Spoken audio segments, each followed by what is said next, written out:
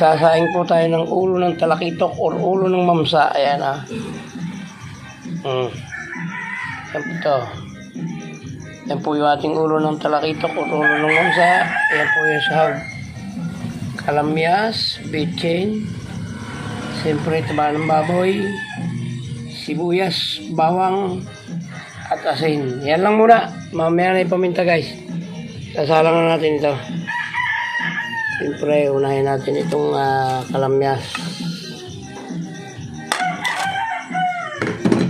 Sabaw ng sinaing ay ilalagay natin dito guys. Sunod natin taba. Tapos isasalansan natin itong ating ulo. Ulo ng talakitok to guys. Wala, bawal sa... Ayan guys, sasalang natin yung ating ano. Lalagay na rin natin itong ating bawang at sibuyas. Lalagyan na rin natin ang bitchin niya guys. Tapos asin. Yung paminta mamaya na lang. Lalagyan natin ang asin guys. Guys, nakasalang na. Tatakpan na natin yan. At pagkulong yan, sasabawan natin at sabaw ng sinaing yan guys. Yan lang. Mahayaan lang muna natin kumulo. Yan guys, sasabawan na natin ang sabaw ng sinaing. Naglulong na itong ano guys. Cellphone ko napasok ng virus. Malaki na siklat ito sa ulo. Okay guys, tatakpan natin ulit. Eto na, hindi makapag-vlog ng maayos kung ang cellphone na ito. So,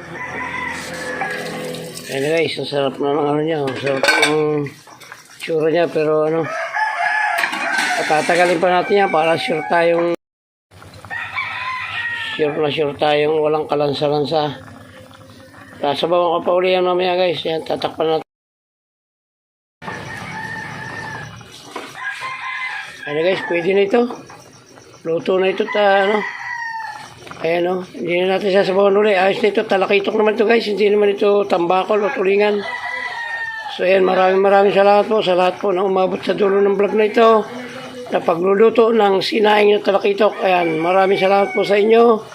Mabuhay